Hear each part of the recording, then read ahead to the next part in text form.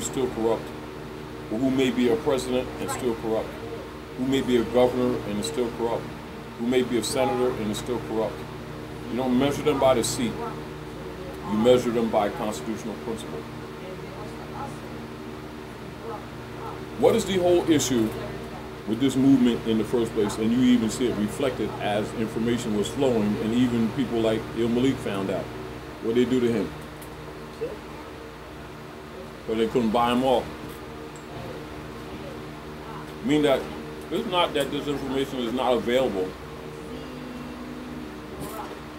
It's that the people who have it keep trying to crib it. Let me give you a point that what I'm making.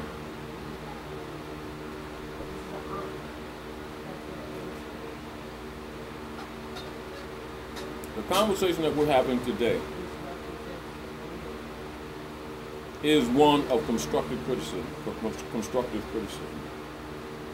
However, if we don't take this and then give it to the public, then we're undermining, and we're just as guilty as they are. If we're criticizing them, which we're doing, then don't make this information readily available to the public, we're as guilty as them. And what I discover constantly is when people begin to get insight into this, we spend a lot of time criticizing them while turning around and violating the law ourselves. Because this is what I notice when a lot of people get this information. So they get this information, they start setting up systems where they can figure out how to make money off their own people with rights that are actually unalienable, and use knocking the temple as an excuse for their own actions.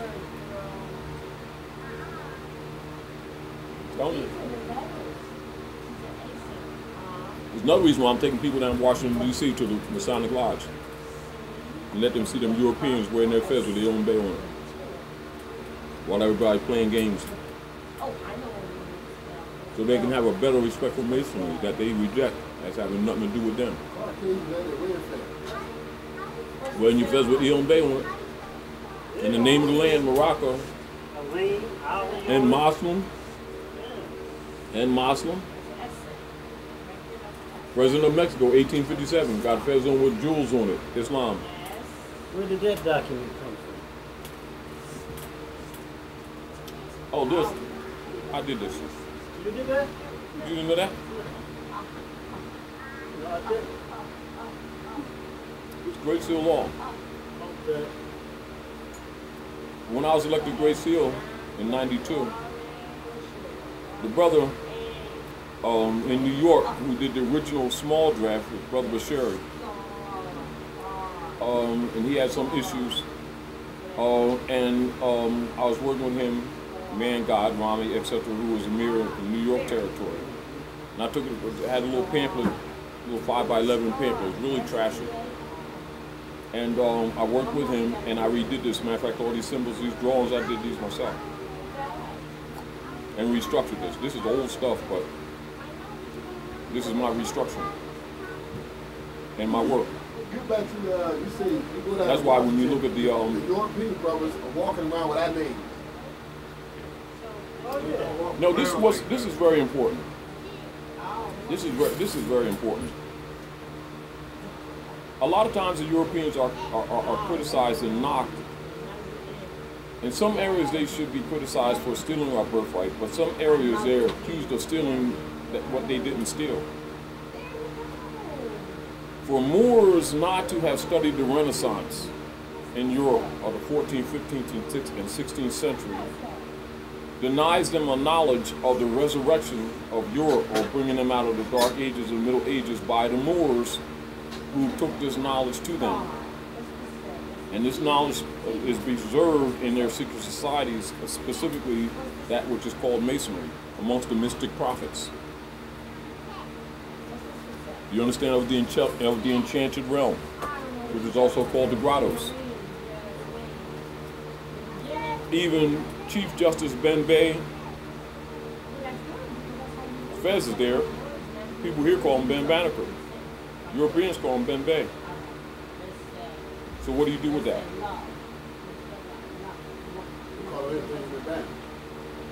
No, those out here call them Ben Banneker because that's what they're taught. But those who are raised in the secret societies know him Chief Justice Ben Bay.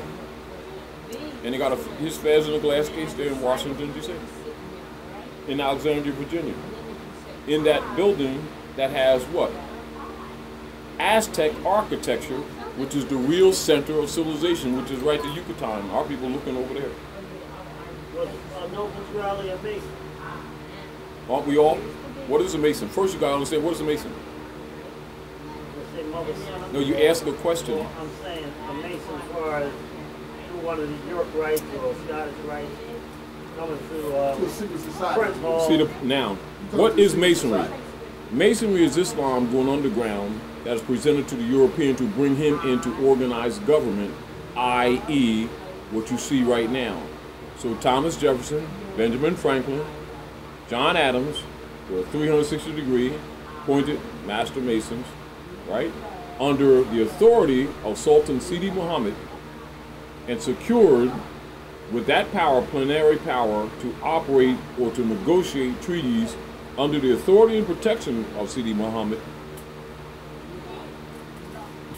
1784, 1787. That's why Jefferson was in Paris.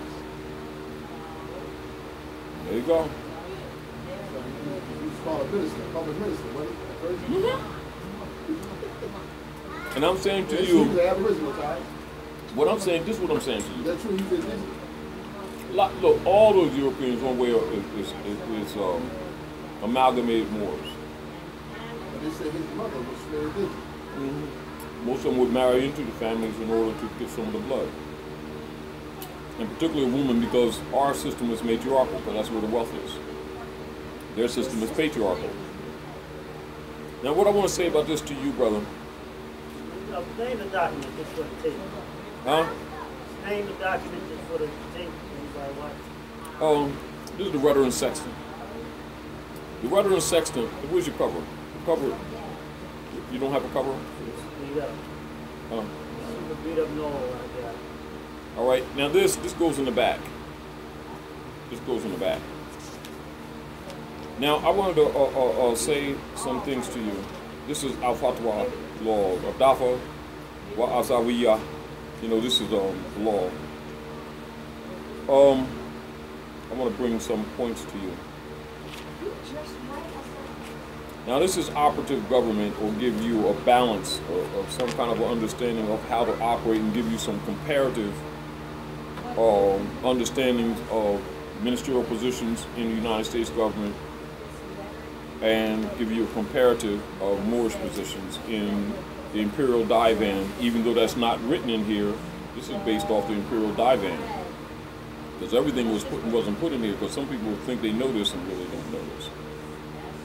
Because we already know that different people was coming in and stealing it and then trying to claim authority or claim knowledge, and they really, if they haven't studied, they really don't know. And as you know, the Majlis is like the parliament. And logically, like if we're going to do certain things to effectuate the issues of the nation, we're supposed to call Majlis. Now, if we go do things on our own, there's nothing that you can't do that, but you can't do it in the name of the nation because you'd be violating law. Because you'd be taking issues, the nation's sovereignty, and acting like a diplomat when you were not assigned that mission. And this is the mistake that a lot of people make when